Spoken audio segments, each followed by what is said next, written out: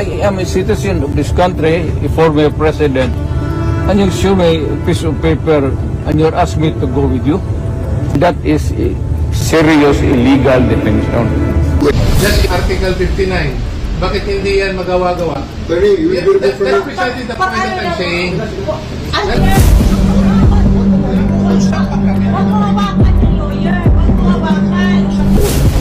Hihilain ko yan. Hihilain ko yan. Ako maniwala ka, hihilain ko yan. Kaya ang takot ang manas. Pero hihilain ko yan. Upon my order. Hindi mo pinapasok. Yes, sir. Upon my order, sir. Ang sabi ko, ang abogado ko, ang anak ko na babae. Saan ka ba naman nakahanap ng military airbase na chief PNP ang in charge at siya ang nagsasabi kung sino ang pwedeng pumasok at hindi? Sabi nila, batas ang dapat manaig. Tama. But whose law? Ours or theirs? Since when did the Philippines become a province of The Hague? Ang hustisyang ipinapataw ng dayuhan ay hindi hustisya. Ito ay pang-aalipin. Thank you very much. And pursuant to Section 2 of the Rules of Procedure governing inquiries in aid of legislation, granting the Senate Committee the power to initiate inquiries if the matter is within its competence, the Committee on Foreign Relations hereby call this inquiry in aid of legislation to discuss the following. 1. The clarification of the involvement and the roles of the International Criminal Court, the International Criminal Police Organization, and the various government agencies in the arrest of former President Rodrigo Roa Duterte. Number 2, confirmation that measures were taken to ensure that the rights of former President Duterte under domestic laws and relevant treaties were properly protected throughout the process. And Number 3, that such other matters that may aid the committee in crafting necessary legislation on the coordination between Philippine authorities and international tribunals and law enforcement organizations. Having stated the agenda, I invite you to join me view the video clips collected during the incident.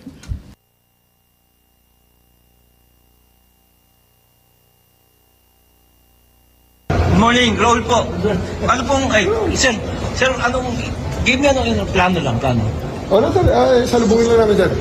Yung warrant, sir, si Sir Hindi, Bio. sir. May taga-PCTC. May taga-Interpol. Interpol. Yes, sir. So kayo ang lead, ano, sir? Yes, sir. Yes, sir. Kumusta kasi, sir? Hindi mo pwedeng... Sige, sir.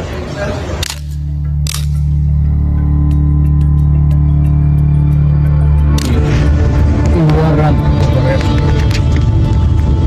So, you will just have to keep. Kung hindi ako papayag, kung kakampi ka dyan sa mga puti, you better go back to them and have the legal... I am a citizen of this country, a former president, and you show me a piece of paper and you're asking me to go with you. That is a serious illegal detention. Former President Rodrigo Duterte cries out illegal detention at Villamor Air Base after he was served an arrest warrant from the International Criminal Court. The former president was arrested upon his arrival at the Ninoy Aquino International Airport on Tuesday, March 11. Duterte's arrest came amid a case before the International Criminal Court for alleged crimes against humanity during his administration's war on drugs. For and against you in the court of law. And I want to ask you, sir, if you understand these rights. Of course, coming from you, it's very clear. Now that you were asking, sir, for the basis of the warrant, the ICC had issued a warrant pursuant to Article 25(3)(a) of the statute for crimes against humanity and pursuant to Article 7(1)(a) of the same statute for murder, sir. Buhay ko, sir. Buhay ko, sir. Generally speaking, sabi na prepare po kami, hindi na namin ang mga gamot na kailangan. Sir, this is a police operation. Ganito naman, sir. Ulitin natin ulit, sir. Sandali muna. Back to square one. Earlier saying, I place the former president under arrest. Dahil matanda pa. The easy way, sir, is for you to choose 3 people to accompany here. May bus dyan. And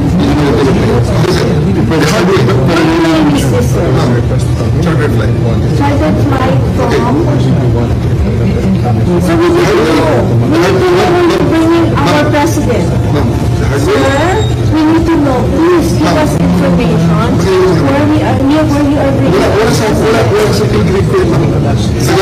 Sabihin nyo kung saan siya dalahin. Just Article 59. Bakit hindi yan magawa-gawa? Attorney, you will be That's referring. precisely the point that I'm saying. Ano That's yung precisely please. Bawal the right to counsel is something Right to that has to be counsel. observed Right to counsel. and Huwag respected. kayong umawa. Kung sila nakipakialam sa kanila. Huwag yan.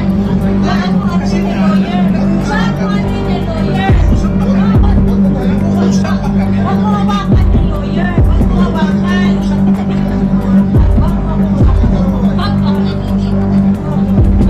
Yung mga Huwag mo hawakan yung nanay ko! tanungin ko kayo, anong kasalanan ko?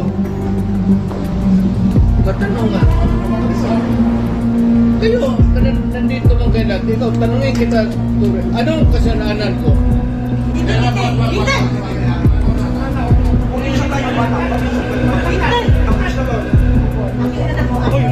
Akin ang anak ko!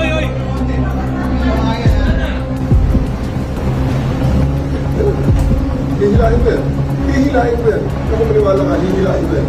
Kakapang manas. Pero hihilain ko yan. Is that our intention? You have to kill me to bring me to Hague.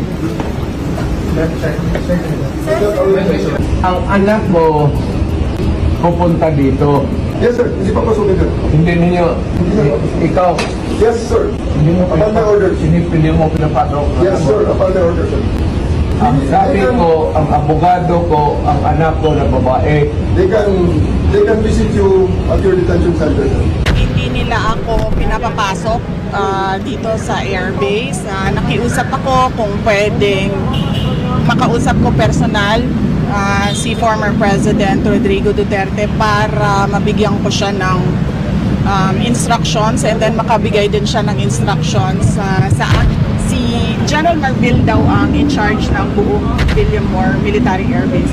Saan ka ba naman nakahanap ng military air base na Chief PNP ang in charge at siya ang nagsasabi kung sino ang pwedeng pumasok at hindi pumasok. But you are the second highest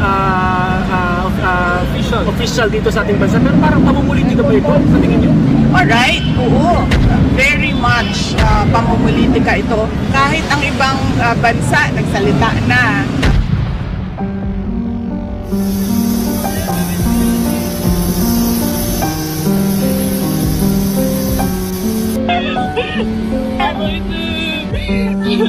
Ay, mabit ka namin.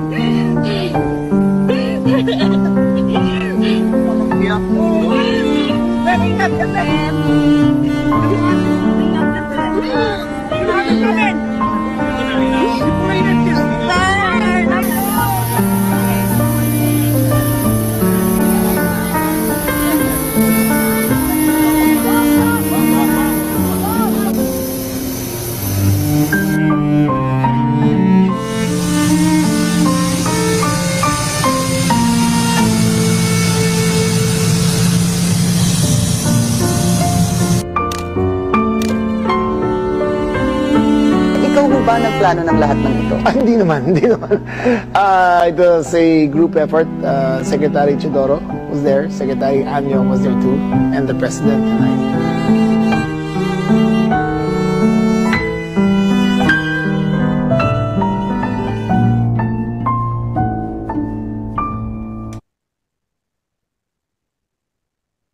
Maraming salamat.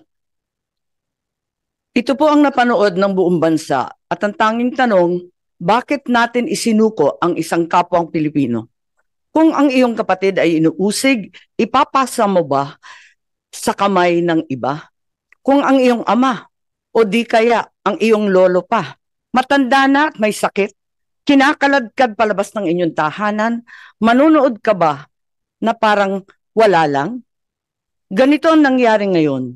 Isinuko natin si Rodrigo Roa Duterte sa dayuhan na para bang wala siyang sariling bayan, na para bang hindi na natin kayang humusga sa sarili nating tahanan. Here we are watching as a fellow Filipino, a leader, a father, a grandfather, a man who served this country is taken not by his own people, but by outsiders who claim the right to judge him. Sabi nila, batas ang dapat manaig. Tama. But whose law? Ours or theirs? Since when did the Philippines become a province of The Hague? Kung kaya nilo itong gawin sa isang dating Pangulo, sino na lang ang susunod? If they can march into our house and take one of our own, what stops them from doing it again and again? To you, to me, to any of us. What protection can we guarantee our OFWs eking out a living overseas? This is bigger than Duterte. This is about our dignity as Filipinos. Ngayon pa lang ito nangyari sa buong kasaysayan ng Pilipinas. Pero paano kung mauulit? Paano kung sa susunod, ibang Pilipino naman ang kinaladkad papalabas? The Senate will seek answers, and if there is indeed wrongdoing, we will make certain to put up safeguards so this never happens again. We are not here to fight, least of all, to fight each other. We are here to find the truth, because a country that does not demand answers will always be at the mercy of those who dictate the questions. Ang hustisyang ipinapataw ng dayuhan ay hindi hustisya. Ito ay pang-aalipin. Ito ay pagkontrol. At mga kababayan ko, hindi tayo alipin. Tayo ay Pilipino. At kung Pilipino ka, hindi mo kailanman isusuko ang iyong kapwang Pilipino. Hindi mo isusuko ang iyong pagiging Pilipino.